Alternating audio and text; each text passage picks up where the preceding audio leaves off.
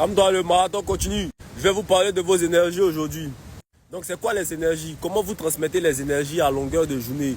Comment on vous vole vos énergies? Et comment vous pouvez récupérer vos énergies pour devenir super ultra dangereux? Dans ce monde-là, tout n'est que énergie, n'est que vibration. Les animaux, les plantes, la terre, tout. Ta respiration, ta parole, ton regard, ta chaleur, tes pensées, ton champ électromagnétique. Les anciens appelaient ça l'aura, le ki, le prana, la force vitale. Aujourd'hui, la science parle d'échanges électrochimiques, de systèmes nerveux, de champs bioélectroniques, trop de dabashi. En vrai, c'est la même chose, c'est le même way. Il y a l'énergie physique. Tout ce que tu fais, tu émets de l'énergie. Ton corps émet chaleur, sueur, phéromones, tout ça là. Comme je disais, la chaleur, le mouvement. Si vous avez déjà remarqué, quand vous faites du sport, bien quand vous êtes dans une activité qui vous pousse à vraiment être en tas, s'il fait froid, vous allez remarquer qu'il y a de la vapeur qui sort de votre corps. De façon, ça reste de l'énergie. Ton système nerveux émet des micro-courants, de l'électromagnétisme. Ça vient de ton cœur, ça vient de ton cerveau. Et maintenant, ton esprit émet pensée, émotion, vibration, comportement. Tout ça là, c'est l'énergie.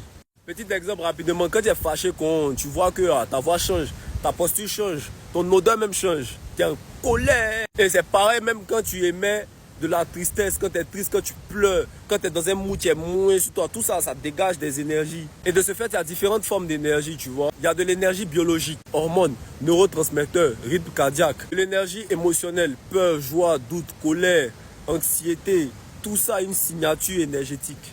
De l'énergie mentale, informationnelle, idées, croyances, récits que tu répètes, toutes les perceptions de votre vie, tout ce que vous faites à longueur de journée. De l'énergie subtile, spirituelle, aura, champ énergétique, synchronicité, intuition.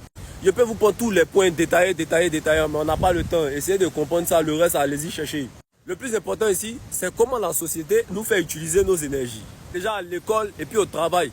On t'apprend à donner de ton temps, ta force créatrice, ta concentration, tout ça gratuitement. Vraiment gratuitement, parce que ce qu'on vous donne pour ce que vous faites là, vous-même vous savez que ce n'est pas à la hauteur. Médias, pub, internet, tout ça, ils sont là pour programmer nos émotions. Peur, manque, désir, excitation, les waves, ils peuvent que tu dépenses ton énergie à consommer. Exemple, film par rapport.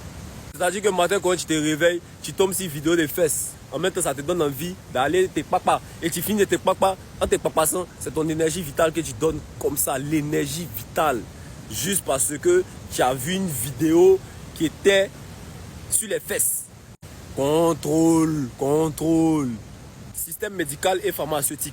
Et vu qu'ils sont forts dans le contrôle mental, dans le contrôle d'énergie, dans le contrôle subtil des populations, ils bouffent nos énergies. D'abord, ils monétisent notre attention. Notre attention devient de l'argent pour eux. Contrôle émotionnel, création de panique, crise, guerre, tout ça pour orienter les masses vers quelque chose de précis, en tout cas pour eux, quoi.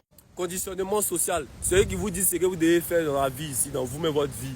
On vous dit quoi croire, comment être, comment penser, comment s'habiller, comment se stabiliser, qui écouter. Si tu ne fais pas quelque chose que tout le monde fait, tu deviens différent. Contrôle de masse, énergie collective. Les leaders toxiques là, les influenceurs bêtes là, les artistes bêtes là, qu'on utilise, qu'on manipule, surtout en Côte d'Ivoire ici, pour faire beaucoup de bêtises, pour distraire la population. Ils prennent les gens en masse et puis on les divertit. Et puis on vous fait foncer, vous tous dans un ravin.